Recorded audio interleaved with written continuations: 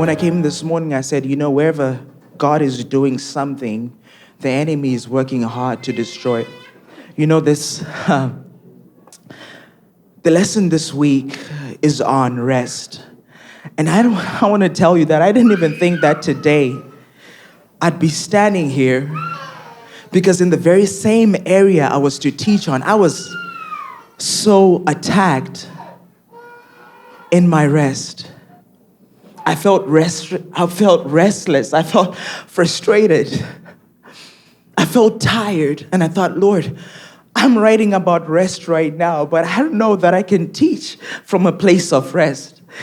I even get emotional because the Lord had to work in me on this, but I have to bring something that's right here. And I want you guys to, if you would, for the next minutes as I teach on this, I really believe that this is something that God has for us and God has for each and every one of us. And I was working on this sermon into the night, and I couldn't help at the back of my mind. I couldn't wait for that moment I would go to bed and tuck myself in bed. But lately, our bed is a little guy about this big, but he takes up a huge amount of space. I'm not sure how it works, but it takes up a huge amount of space. Yet, I find myself wanting to go in that bed and rest. Rest with my wife and rest with my kid. And I just felt the Lord speaking that over me and over my heart and over the families and over different ones in here. The Lord truly wants you to rest. But you have to ask him, God, what does that rest look like? What does that rest look like? Anybody ever been so tired? Come on, somebody. Anybody ever been so tired? You don't want to do nothing. You don't want to go nowhere. Just leave me alone. Come on, somebody. Okay, all right. I'm speaking to the right crowd. I started to think of acronyms like TGIF. Thank God it's Friday. Come on, guys. You know what I'm talking about. When you're looking forward to the end of the week, to come off of schoolwork or whatever it is that you do, sometimes you're just looking forward to a quiet house. Parents, right? When everything is quiet, or maybe everybody's gone out of the house, and you say, oh, finally, I'm in this space. See, there's something about coming out of that busy routine and coming into a place of ease and rest, where hopefully you can call the shots or set the tone almost. But there's something about a break that when we go for too long without taking a break, we become the ones that break. And often we've broken and then try to find things and people to put us back together. We even try ourselves to piece ourselves back together in order to try and find that rest. And then we sometimes end up making a bigger mess than we intended. But before that happens, would you say this with me? Rest. Come on, say it. Rest. Genesis chapter 2. Verse 2-3, by the seventh day, God had finished the work he had been doing. So on the seventh day, he rested from all his work. Then God blessed the seventh day and made it holy, because on it he rested from the work of creating that he had done. So on the seventh day, God not only rested, he blessed the day and made it holy. And last week, we spoke about an authentic father who not only is asking us to do something, he shows us that example of what it looks like. So have it in your mind that your day of rest, your day of Sabbath is one blessed, which means it's enriched, it's abundant, and it's holy, it's sacred, it's set apart, and it's divine. And remember, that day is made for you. Yeah, I'm just going to take a pause and say, that day is made for you. So entering into rest is allowing yourself to honor the boundaries and limitations that God has put on you. Remember, we spoke about the Creator creating and defining what the creation does? So when the Creator says creation must rest, creation must rest because the Creator knows best. That in itself is true submission. But there's a few important things, and bear with me here. You're gonna need to pay really, really close attention. There's a few things about the Sabbath that I want to share with you guys, right? We hear about the Sabbath. We hear about different people doing different practices about the Sabbath. But I have a conviction, we have a conviction that I would love to share with you this morning. I just want to say, firstly, the Sabbath is not a set of rules for a day, but it's a gift of restoration. Not a set of rules, but a gift of restoration. And just as keeping the commandments cannot save you, obeying the Sabbath does not save you. We're actually saved by faith. But honoring the Sabbath brings refreshment to your body, to your mind, to your spirit. Are you following? Okay, bear with me here. Now this one, when should I Sabbath? Which day should it be? Mark chapter 2, verse 27. And he said unto him, the Sabbath was made for man, not man for the Sabbath. So that day is made for you. You're not created to serve that day. That day is meant to serve you. Okay, hold on, stay with me. In ancient languages, actually Sabbath translates to Saturday. I actually looked this up and didn't realize even in my own language, we call Saturday Sabata. Right? In Spanish, is it Sabado? If you go and research it, right? Many ancient languages, it's Saturday. But that's not the most important thing. See, it was a Jewish custom, and this is what they practice, and this is what they established as the day of rest. Understand that when the Jewish people were accusing Jesus of healing and his disciples picking corn to eat on the Sabbath day, the day of rest and restoration became a burden. They made it a day of burden and rules by trying to make a list of things to do and not do. Please do bear with me. I have two quick references. Romans chapter 14, verse 5 to 6. In the same way, some think one day is more holy than another, while others think every day is alike. You should each be fully convinced whichever day you choose is acceptable. Those who worship the Lord on a special day do it to honor him. We do this to honor him. We can follow the rules, but we can't follow them all. The second reference, Colossians chapter 2, verse 16 and 17. So don't let anyone condemn you for what you eat or drink. Don't take that far in context. Or for celebrating, or for not celebrating holy days or new moon ceremonies or Sabbaths. For these rules are only shadows of the reality yet to come. And Christ himself is that reality. Are you following this morning? Are you following? I know it sounds like a bit much, but I have to say this before I really speak about rest. I want you to understand what the Sabbath means. So in short, we couldn't follow all the rules. Christ himself is the reality. Christ is the Lord of the Sabbath, and we do it to honor him. So when the Jewish people practiced this in custom, they wanted to put it on other people and other customs.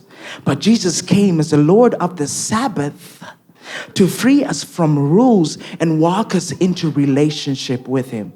So the Sabbath is about communion and relationship with God. To set aside a day of rest every week, just like the commandments were made for us to bring us to Christ. The Sabbath is created for us to be brought to Christ by way of rest. I just want to say that mine is Monday. I want to repeat this. Mine is Monday. Miss Corinne's is Wednesday. So if you call me or message me on Monday and I do not reply, please, it's not that I have something against you. Rest. Rest. I have to take the day to honor. And I'm still working on this. My wife would tell you I'm not perfect with this. So pick a day and honor it and withdraw from work, withdraw from distractions, withdraw from the business of life and enter into rest. Yes, physically, but more importantly, spiritually. So when you get back to work, you work from a place of rest. Does that make sense this morning? Does that make sense? Okay, good. Now that we understand what the Sabbath is, I have this list which I'm calling Friends of Rest. Come on, say it with me. Friends of Rest. You know how we are made to be people of rhythm, right? You know, when something is not right and out of rhythm, you know it's out of rhythm. I'm going to call upon two people, one person who knows how to dance and one person who does not know how to dance. Or who's not as gifted. All right, so I haven't volunteered, but Miss Elizabeth, would you come? Oh, are you the one? Okay, I'm not saying this, but so do we have a volunteer who knows how to dance? Oh, no, guys. This is not a personal attack. It's an illustration, yeah? Hello, come on, guys. It's an illustration. Una ilustración. Okay, do we have somebody who knows how to dance? Serena, I saw her last night. No? Can you come? All right. Okay, let's give it up for Miss Bethany. Woo! Like gals tonight. All right. In my cue, on my cue, why are we in my cue? On my cue. All right, do we have the track? Do we have the track for 10 seconds? All right. Guys, as you hear this rhythm, would you move with the rhythm? Okay, hit it, DJ.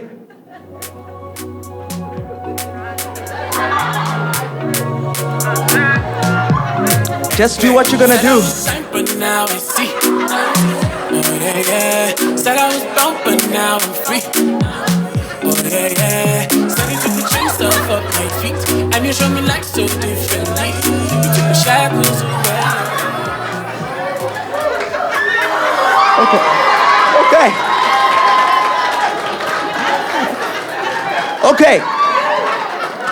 Okay. She sure didn't have rhythm, but she had heart.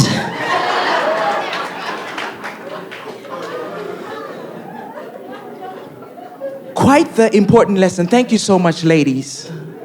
But there's something about rhythm, and we're made to be people of rhythm. Even when you don't know how to dance, you know, I'm probably messing this up. Yeah? And when you know you're killing it, you just know you're killing it. Yeah? But here it is.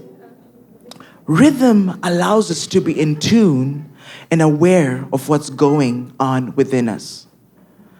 But rhythm with God allows us to walk in the direction in which He is leading us. Yeah? Yeah? Okay, good. Psalm 23, verse 1. Ooh, we have a friend called, what was his name? Juan. He loves to say, the Lord is my shepherd. The Lord is my shepherd. He used to do that when he saw food. It's kind of funny, but, you know, the Lord providing. The Lord is my shepherd. I lack nothing. He makes me lie down in green pastures. Oh, come on, church. You're supposed to be like, yo, this is my Lord. He leads me beside quiet waters. He refreshes my soul. He guides me along the right paths for His name's sake. Yes, Lord. See, as sheep, we go with the rhythm of the shepherd. And that rhythm creates a habit of depending on Him and resting in Him. As He leads the flock, you know, the flock knows if the shepherd is saying, hey, it's time to go, The sheep know we're going to a pasture, or they know we're going home. But what happens to the one sheep that starts to stray, right? At first he can find some grass, yeah, and thinks, I don't need the shepherd to hold my hand. I can find grass on my own. And then realizes, I'm too far. Where's everybody else? So unless the shepherd comes, he might die in the wilderness. But the rhythm of the shepherd is important because of this. In many ways, he's the Lord, he's our good shepherd. We, as people, find ways to excluding out sometimes.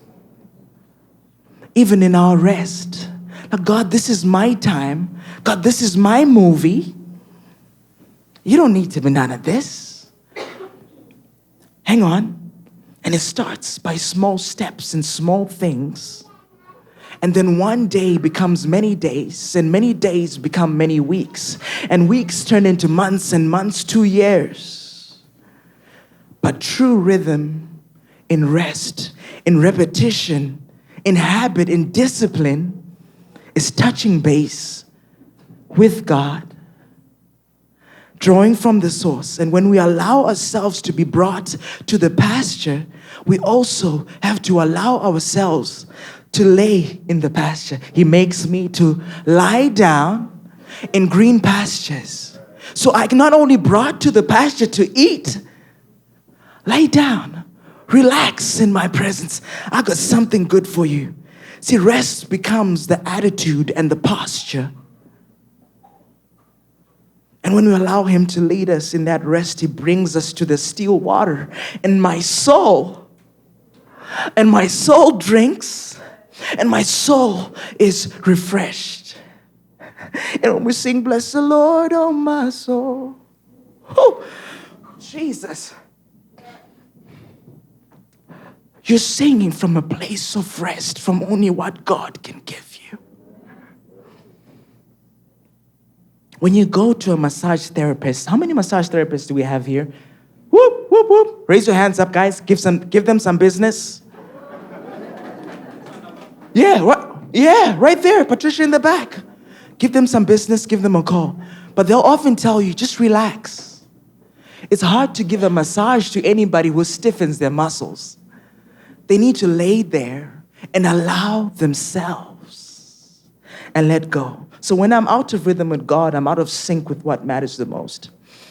I don't know what to stop. I don't know when to say yes. I don't know when to say no. But when I'm in rhythm with God, his heartbeat becomes my heartbeat. And when he sings over me, I rejoice. And when he lays a table before me, I know how to feast. I know how to eat because the Lord has provided. The Lord is my shepherd. And when he brings me to his lush green pasture, I know how to let go and be held by him. So let go and trust in him. The waves and winds still know his name. Oh, Lord.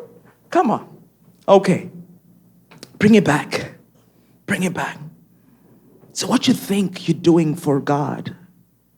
Because you think, oh, this is Sabbath or the day of rest. They said, I need to rest once a week. Why? Why do I need to rest? What you think you're doing for God, in turn, you are doing for yourself. You are freeing yourself. So practically, I rest by setting up a consistent rhythm, a day, a time, and a place to rest. To be in the presence of God. To also be in the presence of those I love and those who love on me. Oh, to spend time in the things that are noble, that are kind, that are clean and holy, things that replenish me. I spend time intentionally dedicated to rest, and it is desirable that I do this once a week. Another friend of rest is retreat. We all know of the chant, no retreat, no surrender. That's not what I'm talking about. That's not about fleeing a fight because of a presence of a superior army. I'm going to stop you right here. When we say retreat, yes, we're talking about pulling back. Yes, we're talking about withdrawing. Yes, we're talking about a getaway and an escape. Yes, we're talking about pulling back and running, but we're running to God. We're running to rest. If there's anything to fight for, it's for rest. I know. Work hard, huh? Work hard. Rest hard. Rest hard. Psalm chapter 42, verse 1 to 2. As the deer pants for the streams of water, so my soul pants for you. Lord, I'm thirsty for you, my God. My soul thirsts for God, for the living God. Where can I go? Where can I go and meet with him? So whether we can admit it or not, there's something in our soul that thirsts for God. Our souls have a true desire for rest. But when we don't ask and don't ask often, God, where can I meet you? Our souls begin to rest in the wrong ways.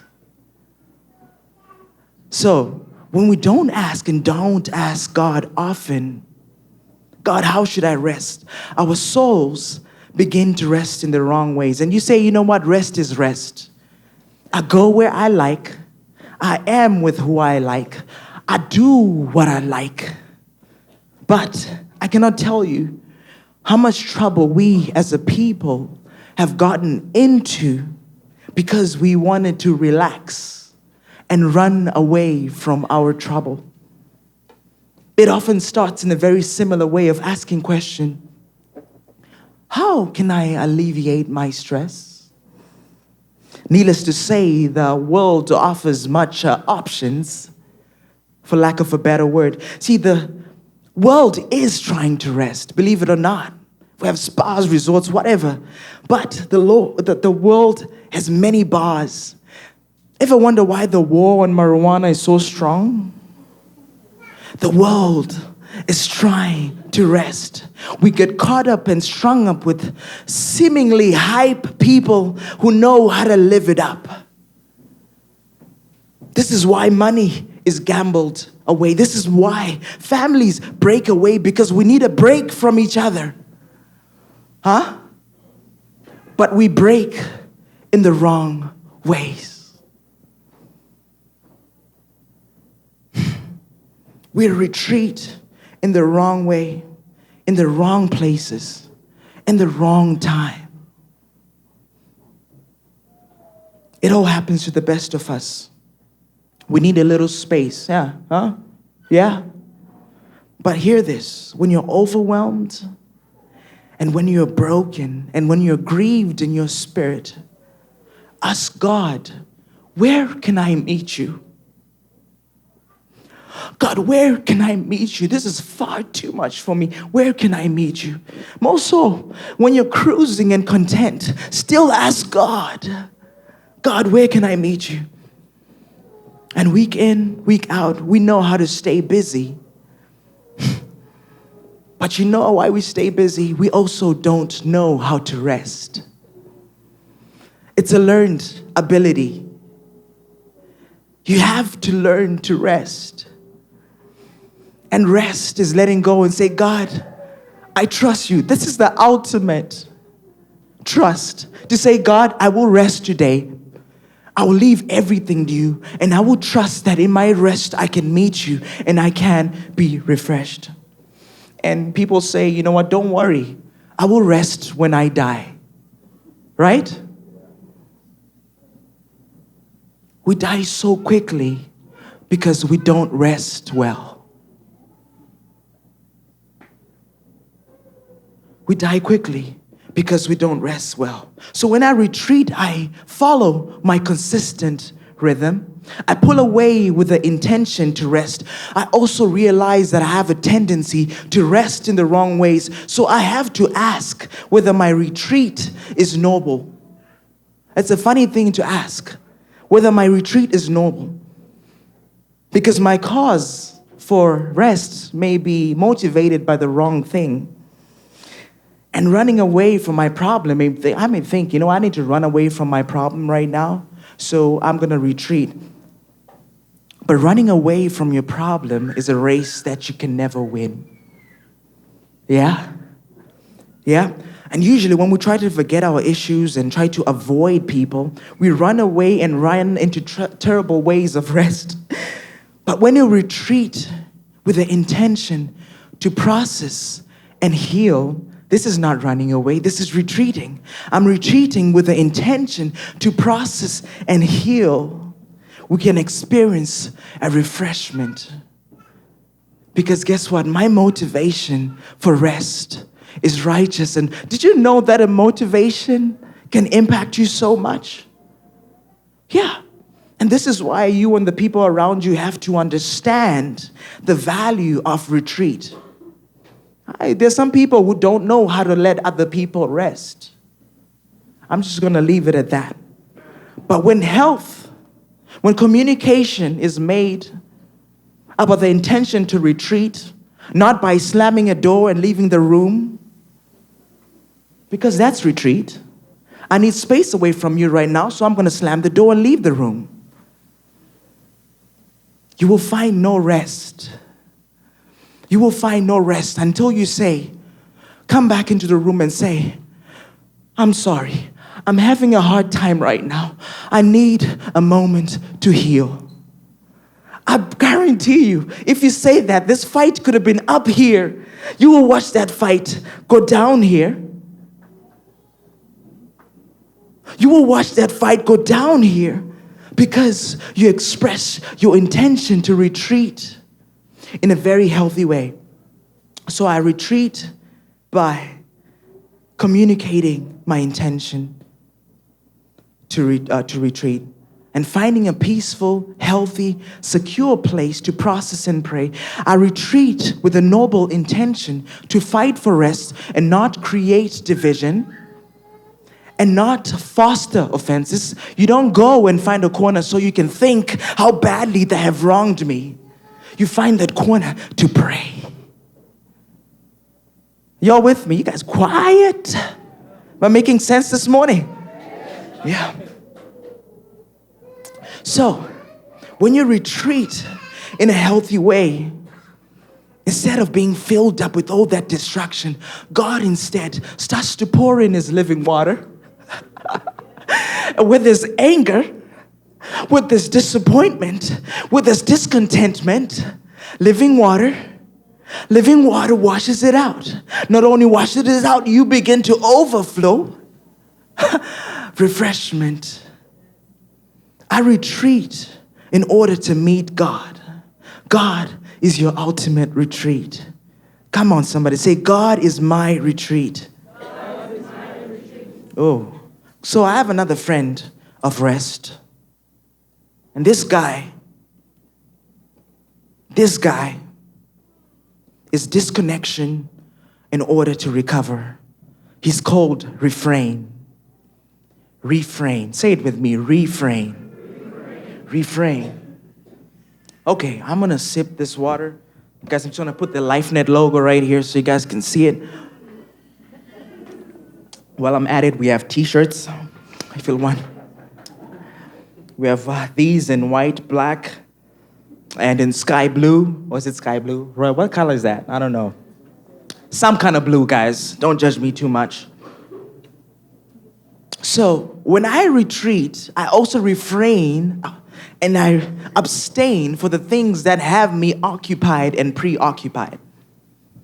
Remember, in order to experience revival, we're speaking about revival, you need to rest. In order to refocus and focus, you need rest. Rest. Restoration. There's no restoration without rest. And you must know how to rest. And rest happens by realizing you have to stop often and check yourself often and allow God to check you often. Right? So, rest is realizing that I must stop often, I must check myself often, and allow God to check me often. And this may often mean I have to stop doing some things. This may mean that there's some people that I have to stop seeing. There's some people that I have to stop talking to. Oh, there's some movies that I'm gonna have to stop watching. There's some music that I'm gonna have to stop bumping to. Come on, somebody. Refrain. I have to abstain. And you may gasp and say, you're giving me another list. No, I'm not giving you another list. I'm helping you cancel your noise. This is why fasting is so important. Because it removes barriers and hindrances of noise. When I fast, I deprive myself. When I refrain, I'm going to say, I'm going to do without so I can hear you, God, so I can see you. So I can see you. Isaiah chapter 40 verse 31, but those who hope in the Lord will renew their strength. You know, we need to learn to stand up and shout and praise. Can you all do that? All right, I'm going to try this again. I'm going to say, those who hope in the Lord will renew their strength. All right, these people are not ready. I'm just going to try it one more time because my people are learning to praise.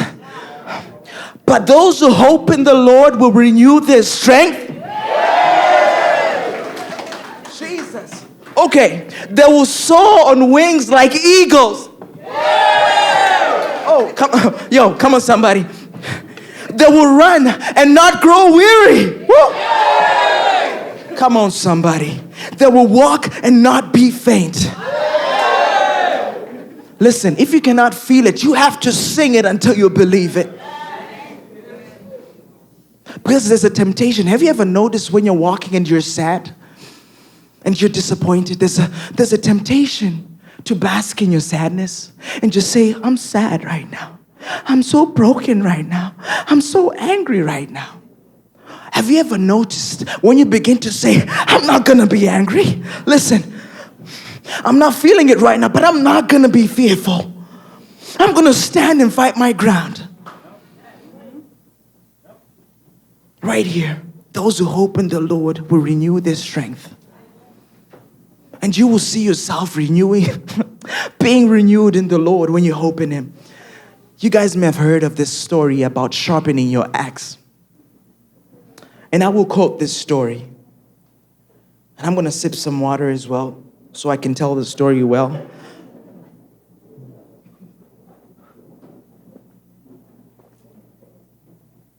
A young man approached a foreman for a logging company, and he asked for the job. And so the foreman says, that depends whether you can fell a tree. The young man stepped forward to this big old tree and felled it. And the foreman, impressed, he said, you come and you start on Monday. Way to get a job. Monday came. Tuesday, Wednesday, Thursday rolled by. And in the afternoon of the Thursday, the foreman approaches the young man and says, hey, on your way out, would you come and collect your check? And he was confused because he thought, well, payday's on Fridays. Yeah, okay. This is true, right? Anyway, I got distracted there. And he says, well, normally, yes, payday is on Fridays, but we're going to have to let you go today. See, because you fell behind. Well, I fell behind? Well, the charts show that on Monday, you were in first place, but on Thursday, you were in last place. The young man was like, no, but I'm the hardest working person I know. I come here first. I don't even take my coffee breaks. And I work through lunch. I'm the hardest working person. And the foreman, sensing the young man's integrity and heart, says, I see you, but have you been sharpening your axe? And the young man says, no, sir. I've been working too hard to sharpen my axe. And needless to say, he had to work harder, right? Because the axe got blunter. But But isn't our life like that sometimes, that we become so busy in doing the things that we do that we don't sharpen our axe? That we're so busy and yet much less happier. See, we have it wrong when we think we're too busy to work on ourselves. We have it wrong when we think we're too busy to rest. And just like exercise, you can't exercise all at once. Once a year, I go in the gym and I spend the whole day there. Let me tell me how that goes for you. Just like rest, you cannot rest all at once. So that 2-week vacation that you take once a year, it's not going to do it. Yes, do it, but in the daily things, find ways to rest. See, talent and skill will take you so far, but your character will carry you the furthest. But character happens when you're being sharpened. And sharpening happens as you rest well. Those who rest well can process well. And when you get sharpened, you recover and realize there are things that I can stop doing. There are things that I can do without. There are things that I can delegate. And there's things which I can quit. And also there's things that I need to work on. Rick Warren, some of you may know him, says to avoid burnout, divert daily, whatever relaxes, withdraw weekly, Sabbath, and abandon annually, disconnect completely. In other words, make it a daily habit to practice relaxing. No, I don't mean watch YouTube videos in time of work. That's not what I'm talking about. Do not steal time from your employers, please, in the name of relaxing and resting. Right? This also means I commit to a day in the week